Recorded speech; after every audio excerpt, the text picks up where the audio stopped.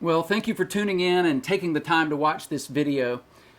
Way back in March, we, like the rest of the world, had to abruptly cancel church. I know that you remember that.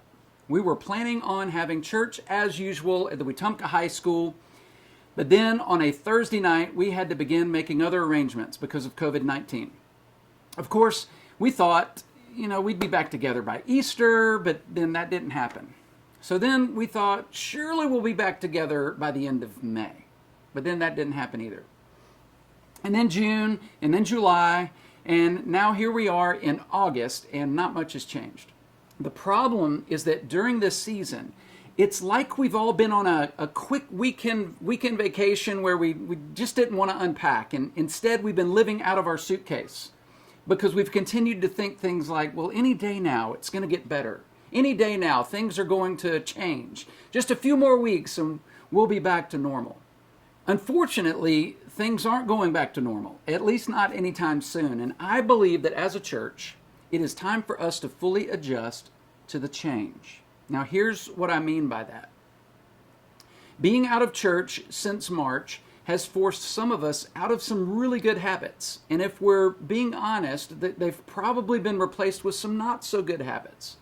So today, I want to suggest 4 new habits to replace the good habits that this season has forced many of us out of. The first habit is this: create a new Sunday morning routine. There was a time when we were used to getting up on Sunday mornings. Remember that? Getting everybody ready, getting in the car, heading to the high school for church. That was your Sunday morning routine. But now, that's not the case. And so I want to encourage you to create a new Sunday morning routine for you and for your family. Look, we live stream our service every Sunday at 9 a.m., but the good news is the service is on demand for 24 hours on YouTube and Facebook after we live stream. So you can watch with your family at 9, or you can watch at 10:30, or 4 in the afternoon, or 8 at night. The important thing is to pick a time, pick a specific time, announce it to your family ahead of time, and then enjoy watching the service together. The second habit is this: engage or re-engage in small groups. For most of us, our small group habit or routine has clearly been disrupted in this season. We were forced to figure out Zoom groups back in the spring. Remember that? And then we got zoomed out. And now that groups are starting back up, and even though some are meeting back together in person, the desire to go and to be a part of a small group, let's be honest, just isn't what it was. So I'm challenging you right now to re-engage.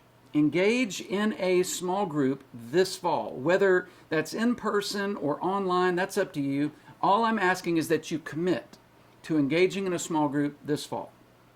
Our fall group directory is already available right now at ridgechurch.com/groups, and our small group semester kicks off on Sunday, August the 23rd. I'm personally asking you to be a part of what we're doing as a church. Engage in a small group, and then give yourself an opportunity to find belonging.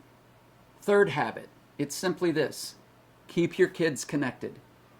Get your kids plugged into what we're doing. Facebook Lives, Zoom groups, small groups, whatever it is. If you have a middle school or high school student, get them to participate. They'll love some of what we do. They won't love all that we do. And the reason is because they're kids. But don't make church optional. I promise they will thank you for it later. And I promise we will do our best to make their experience worthwhile. Now, the fourth and final habit: pray for your church. This one's easy. Pray for your church every single day. I know many of you pray for me and pray for my family, and that means more to me than you will ever know. But I want you to begin praying for our church. And here's why. I don't want us to simply get through this season, but then miss an unprecedented opportunity to reach people with the love of Jesus. I don't want us to be so focused on what we can't do that we miss out on what we can do during this season and what we must do during this season. I'm asking for you to pray that we will see and seize the unique opportunities that this season is affording us as a church. And here's what I believe.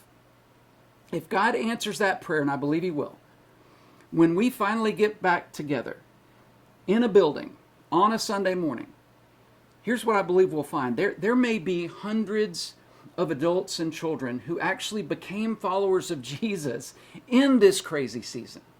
There will be people who will not look back on 2020 as the year where there was a global pandemic, but they will look back on 2020 as the year that they encountered Jesus in a real and meaningful way. Because we decided that we weren't going to wait around to meet as the church, but we decided instead to be the church, and we seized every opportunity. So again, here's what I'm asking from you. For you to create a Sunday morning routine, engage or re-engage in a small group, keep your kids connected, and then pray for your church. I honestly believe that if we do these things, not only will we get through this season, but we'll be better because of this season. Please know that I love you, that I am praying for you and your family, and that I cannot wait to see each and every one of you face to face just as soon as we can. Thanks for watching, and God bless.